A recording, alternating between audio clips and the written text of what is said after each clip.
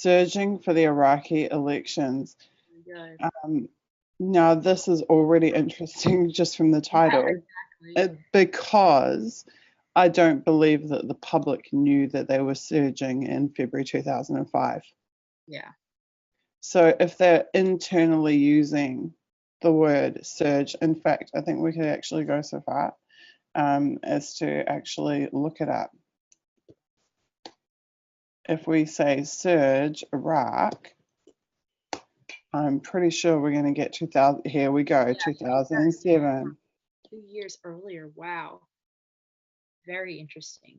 I think that's a point that would, I mean, just off the bat from the title, you would have to, when we do the findings, write that up, that they were speaking about that with that language 2 years before it was public. That's incredible. Petraeus's counterinsurgency doctrine from 2007 to 2009. So that is already a massive finding. Absolutely. And all we needed was that. Yeah. Purely based on the headline and the date. Yep. 2 years prior to public discussion of a surge strategy, the US military was already planning to surge in Iraq. Incredible. Okay, we better make sure that they're actually talking about deployments, but it does look very much like that is exactly what they're talking about.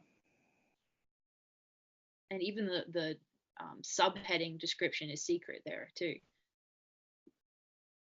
where it says the NSA was widely praised for its support of the Iraqi elections, et cetera, et cetera. That's, categorized secret.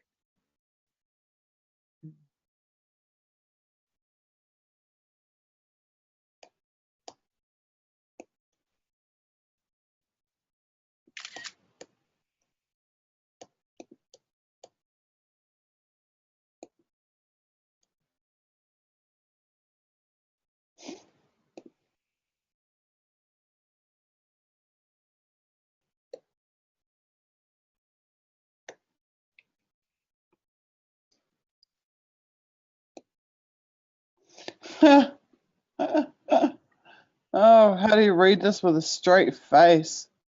I know. From 2007 to 2009, a surge of 20,000 troops under the generalship of David Petraeus saved a lost war. Oh my God! Right. In Iraq. Well, see, I thought it was, from what we read in the CDA files, it was just fine. There was nothing wrong with it. Look at this. Petraeus's counterinsurgency doctrine helped win over the population. Wow. Wow. Oh my God, what planet are they on? The surge was devastating to the population. Devastating. Oh my God, what is the date on this article? They say, despite occasional violence. 2011. Wow. This isn't from Fox News. It's from what, CBS? Unbelievable. Unbelievable.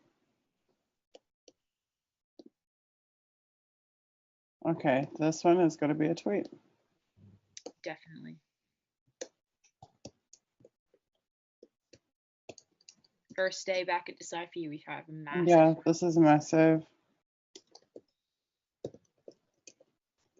Basically, hey, I mean, you could literally title an article on this specific finding, DecipherYou changes history, because now we know it's like a number of years earlier than it was publicly said to have been.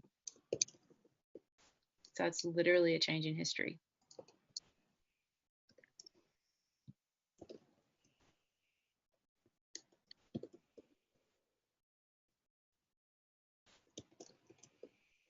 Or a change in the historical record, I should say.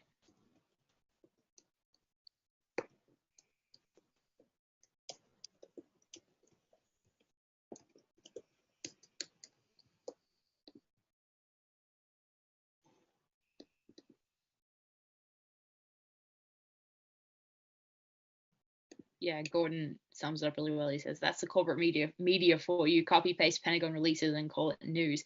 And the thing is, typically you'd think that outlets like Fox News would be more pro-war, and then CBS or MSNBC or ABC or whatever would be a little bit less aggressive, but they're all just as bad. Now, I've called this new discovery, but I don't know that this hasn't been written about in The Intercept, so it would be great if you guys could please look at the Intercept batch 5 reporting on Iraq and check if they already reported on the surge. Okay. Let's read through it now. Okay.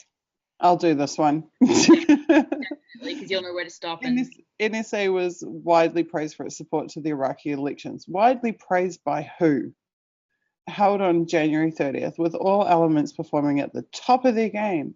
Contributing to the success were some innovative procedures the agency put in place ahead of time. Here's how it came about.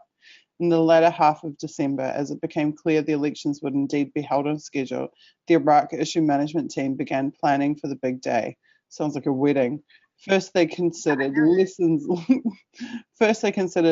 learned from previous events, such as the Afghan elections and NSA's support to Phantom Fury, the military operation in Fallujah, which was a massive fucking disaster. Exactly. Next, they enlisted an election coordinator, someone from the USMC, to spearhead preparations. That person was a great choice for this role, as he had recently returned from a 90-plus day tour at CSG Baghdad, where he gained an in-depth understanding of the customer's needs. He assembled an election support team composed of representatives from all concerned target officers, INSOC, customer relationships, which is the NSA team, etc. This team met almost daily to develop the support plan. Here's what was done. The Crisis Action Cell staffed a 24/7 Iraq elections desk in INSOC. In addition to responding to queries and requests, the desk issued Iraq elections updates every 12 hours to a selected distribution. The existing summary desk in INSOC put out an Iraqi election SIGINT summary every 12 hours between 27th of January and 4th of February, surging on election day. So this is a SIGINT surge with a 4-hour summary in support of theatre customers. An Iraq elections webpage was established on NSANet and Interlink by web developers in INSOC and the Interlink office. Watch personnel at the Meade Operations Center, which usually doesn't have a dedicated Iraq mission, joined the effort by updating the web pages every 2 hours. The pages included all relevant SIGINT as well as customer information needs and even open source information. The pages received about 5,500 hits from people seeking information. The S2's MENA, Middle East and North African product line, put together a temporary desk to issue SIGINT assessment reports, much sought after by customers. Sanitized, e.g. secret level SIGINT reporting was transferred onto Cypranet for easy access by non-SCI cleared personnel in theatre. We're making creative use of the talents of the CAC and MOC watch personnel. The plan, and now I'm like breaking my own rule. If I want to go back and see the CAC, where were they? Crisis Action Cell. The plan allowed subject matter experts to focus on producing intelligence, over 100 reports a day, and responding to specific queries. Customers had a variety of ways to get information. They could go directly to the right NSA point of contact with a question. They could check the Iraq elections webpage for information, or they could call the INSOC desk. This approach worked very well. One tactical customer in theatre described NSA's election support as great, adding NSA mobilized for the coverage and did a very good job. He especially praised product report summaries, the push-pull approach of getting information out, and the release of intelligence at the Iraq level. These procedures will likely be activated at least twice more this year for the November. Okay, so I think that my tweet I should have written after we read through the document, because the surge tactic, it was not the US military. It was, in fact, the NSA using the surge tactic. Wow. It is a SIGINT surge. So I'm going to delete that tweet and I'm going to modify it, because it's still valid, because what it tells us is that the surge language, the surge concept was not new. It was not unique to about US military surges until 2007. The NSA was already employing surge tactics in SIGINT 2 years earlier in 2005. So I just feel like we need to make that stipulation that it was a SIGINT surge and that it was by the NSA. So there we go. I have deleted the original tweet, made the amendment, and I will just give you guys the link to the revised tweet. So what that tells me, and I'm pretty sure that if we look into it that we'll find this, is that surge, the term surge probably has a historical context. They've probably used surges in previous wars, I'm sure. I wonder if we can find something.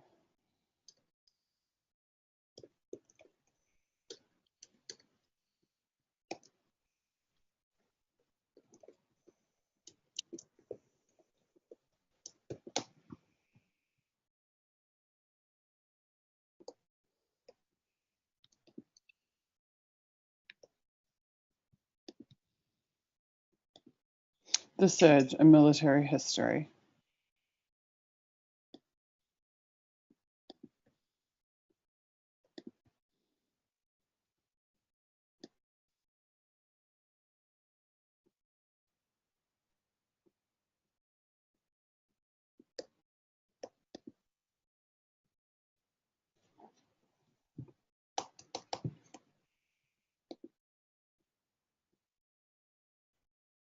Also, Shelley has been looking up Otres, and all she could find was the entry on Wikipedia, you know, describing it as others in Spanish. So that's definitely, you know, coming up instead of any sort of NSA related topic. But we'll just have to keep looking and definitely make that a note to look up later.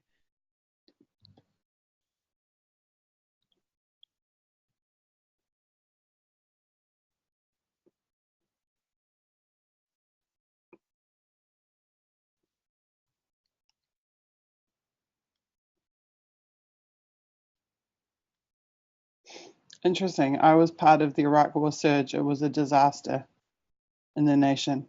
Interesting. Yeah, that's incredible.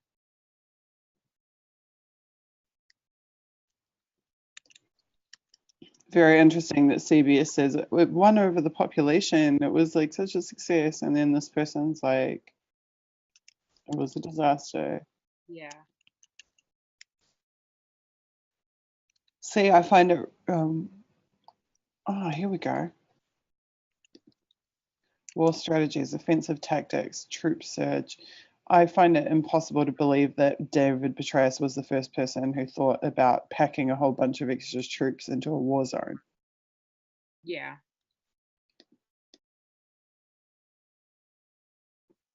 That makes no sense whatsoever.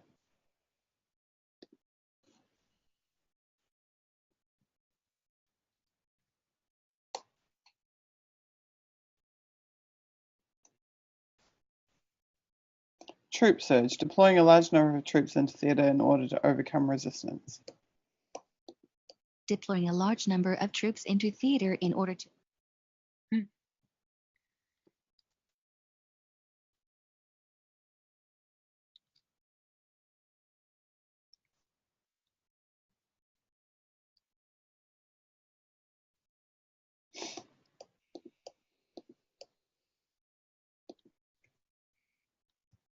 Okay, let's keep going because I think that I got the feeling that we're stumbling onto more good stuff after this.